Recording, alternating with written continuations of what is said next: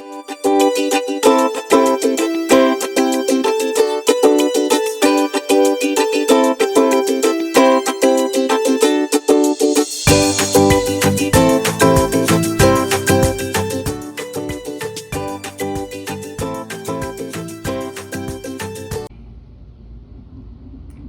everyone, and happy International Literacy Day.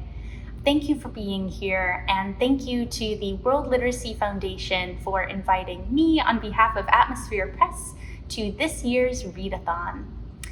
I'm Cameron Finch, and I'm currently in Ann Arbor, Michigan.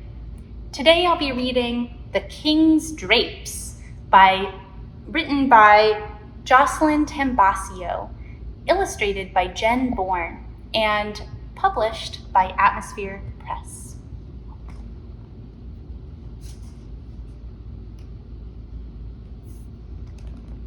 Each day the king inspected his castle drapes and proclaimed, "I am the king, and the king makes the rules. Hear ye, hear ye, these drapes will not do. Change them, change them. I must have brand new." The king's court scrambled with fine cloth and thread to stitch, sew, and hang new drapes instead. But alas, every day the king would repeat his claim, "I am the king, and the king makes the rules. Hear ye, hear ye, these drapes will not do.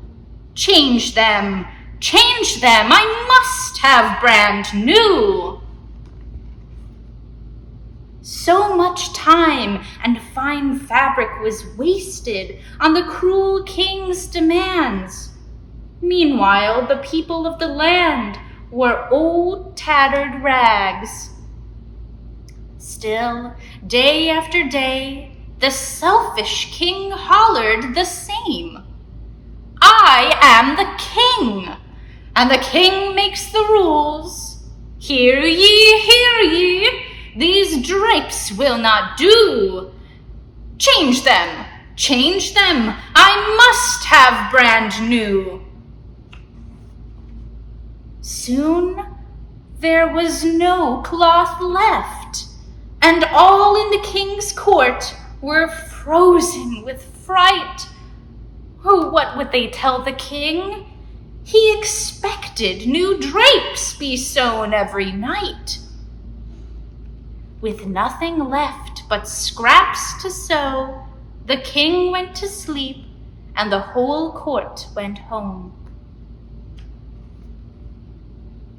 They went back to their families and back to their lives. They told tales of the king's drapes to their children, husbands, and wives. But the most clever young girl in all the land heard these tales and decided she must lend a hand. The girl made a plan both bold and brave. After all, she had a kingdom to save. She traveled to the castle the very next morning. She marched up to the gates without any warning. The girl told the ruler, "On this special day, Your Highness, the windows of the castle need neither dressing nor fineness. Today the sun will shine in the room like gold. It will be grand and magnificent to behold." "No drapes?" thought the king. "What a bore!" Though he was quite tempted by the allure. The king considered a moment and then made his decision. "There shall be no drapes to block this royal vision." With windows undressed, the king stood in his usual spot, where once there were drapes, but now there were not. The king stared through the windows and could now see. The people of the kingdom had grown poor as could be. Sadness befell the stubborn old king. "Oh, what have I done, always demanding new things?" "The old Drapes pulled him out," the king exclaimed. "I've taken more than my share, and I am ashamed." Day turned into night, and night into day, as the king and his court stitched away. They made the finest pants and shirts. They made jackets, hats, scarves, and skirts. The young girl checked in on the work in full swing.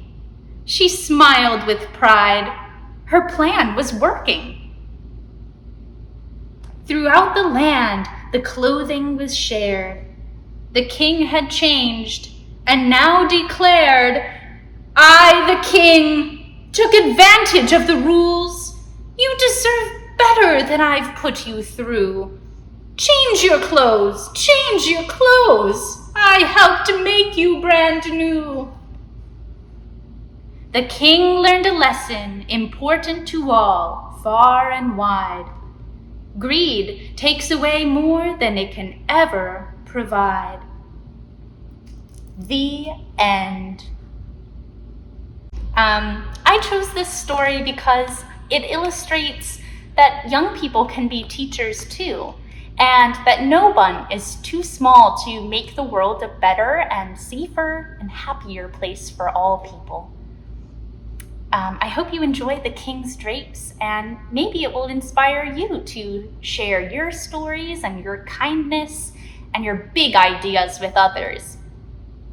If you'd like to check out other Atmosphere Press titles, visit atmospherepress.com, or you can follow us on social media at Atmosphere Press. Happy reading, everyone, and take care. Thank you so much for joining us. This International Literacy Day, share your love and appreciation of reading with a disadvantaged child who doesn't own a single book. Please visit worldliteracyfoundation.org and donate today. Thank you.